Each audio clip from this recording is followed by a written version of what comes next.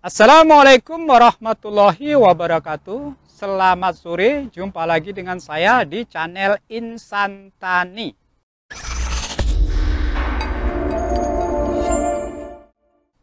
Di video ini saya akan bahas perbedaan antara pupuk ZA Plus seperti ini, kemudian dengan pupuk ZA yang biasa.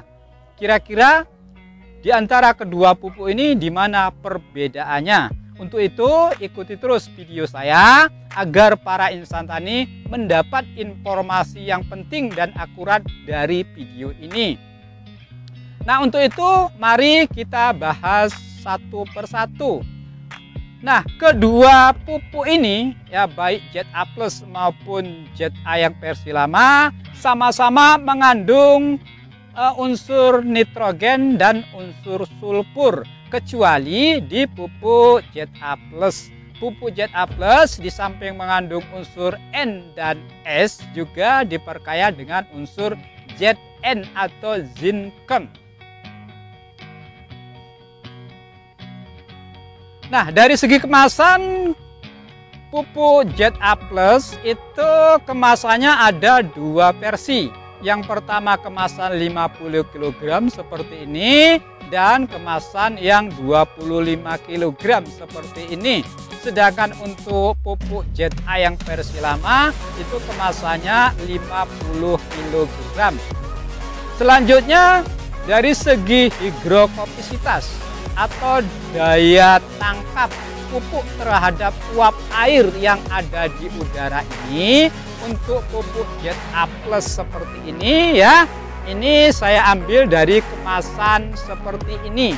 Ini kemasan dari pupuk ZA Plus dalam bentuk karung ya.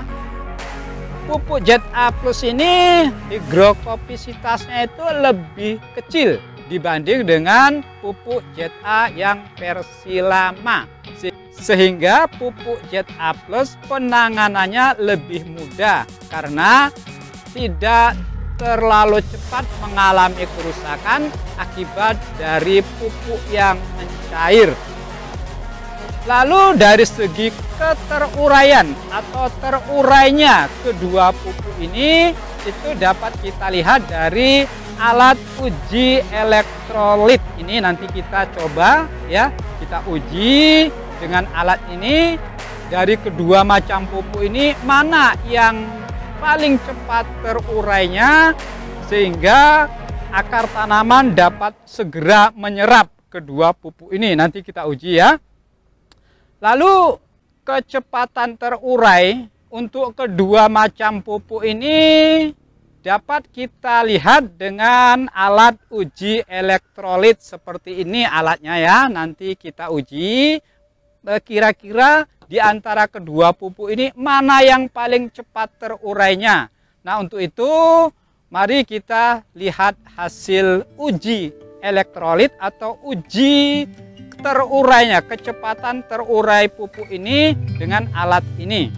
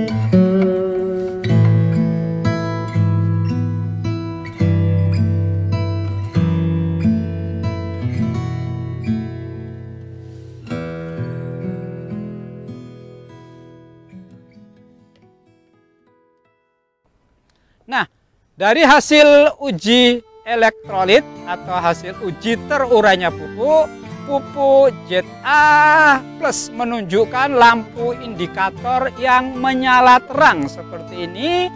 Sedangkan untuk pupuk ZA versi lama juga lampu indikatornya menyala terang.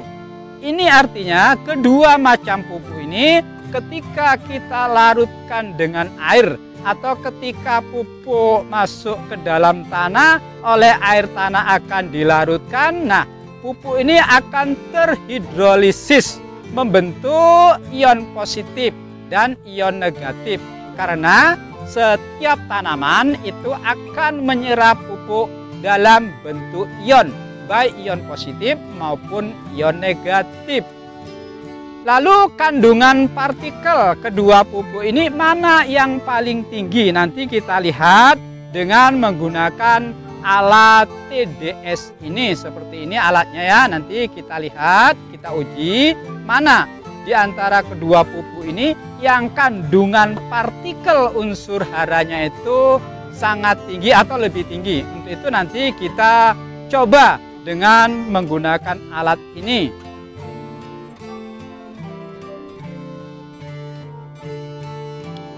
Lalu apa kira-kira manfaat dari kedua macam pupuk ini bagi tanaman? Ya, fungsi utama unsur N yang ada di pupuk ZA biasa, ZA Plus ini atau ZA yang biasa, itu fungsinya untuk meningkatkan kadar hijau daun atau klorofil daun tanaman. Nah, ketika daun tanaman pasokan nitrogennya cukup ditambah dengan magnesium, maka hijau daunnya itu akan menjadi lebih maksimal. Nah, ketika tanaman mengandung hijau daun yang maksimal, maka proses fotosintesis juga akan berjalan dengan sempurna. Apa itu kira-kira proses fotosintesis? Proses fotosintesis itu adalah proses penangkapan energi matahari. Jadi setiap tanaman itu selain membutuhkan unsur hara yang cukup, juga harus mendapat penyinaran yang maksimal. Jika penyinarannya tidak maksimal, maka proses fotosintesis itu akan berjalan lebih lambat, sehingga tanaman tidak dapat menghasilkan bahan-bahan yang dibutuhkan untuk pertumbuhan baik batang, akar, daun maupun buah itu sedikit terlambat, sehingga produksi yang dihasilkan juga tidak maksimal. Lalu yang kedua, fungsi daripada unsur S yang dikandung oleh kedua macam pupuk ini, baik ZA Plus maupun ZA yang lama. Fungsinya adalah untuk merangsang pembentukan atau memicu pembentukan protein, kemudian dapat merangsang pembentukan lemak dan meningkatkan kadar gula pada tanaman, terutama tanaman penghasil gula ini sangat membutuhkan unsur S, seperti misalnya tanaman tebu. Sedangkan untuk tanaman sawit ini juga akan sangat dibutuhkan unsur es guna untuk membentuk lemak, karena tandan buah sawit itu rendemen minyaknya akan menjadi tinggi, sehingga bobot buahnya juga akan menjadi maksimal, sehingga ini tentu sangat menguntungkan bagi para petani.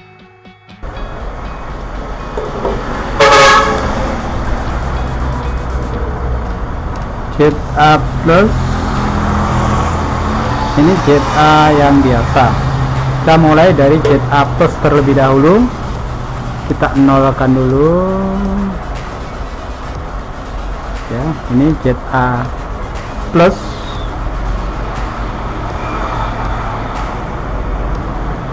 (9163) angkanya ya.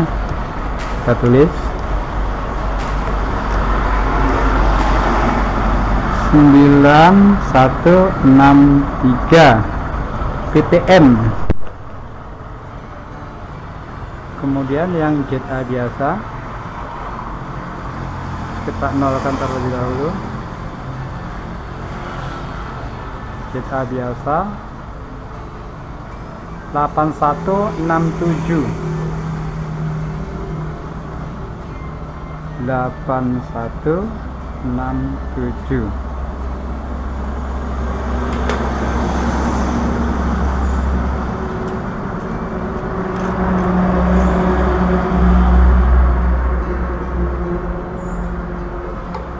Ini alat ini bermasalah ini. Nah, apa masalahnya ini? Kayaknya bolanya putus ini. Oh ya, itu dia bolanya kurang tekan kayaknya.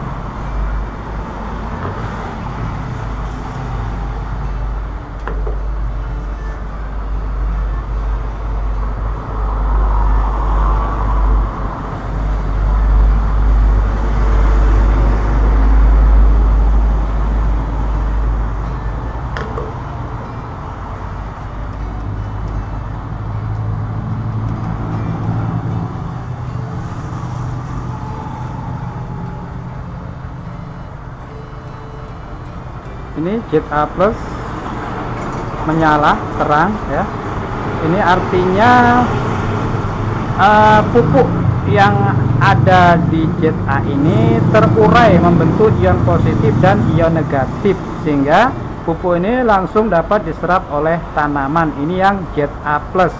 Selanjutnya kadar Zn yang ada di pupuk ZA plus itu fungsi utamanya untuk proses katalisator enzim, baik enzim pembentuk protein lalu enzim pembentuk lemak. Jadi ini sangat penting terutama bagi tanaman penghasil lemak dan tanaman penghasil gula atau tanaman penghasil karbohidrat seperti misalnya tanaman tebu atau tanaman kelapa sawit dan juga tanaman padi-padian.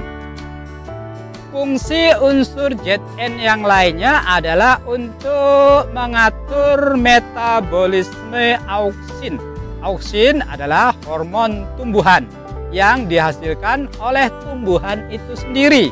Nah, ketika kadar Zn cukup optimal, maka auksin yang terbentuk juga akan berjalan dengan maksimal, sehingga tanaman dapat tumbuh dan berkembang dengan sempurna. Nah, barangkali ini yang dapat saya sampaikan. Terima kasih, semoga ini bermanfaat. Sampai jumpa lagi pada video saya selanjutnya.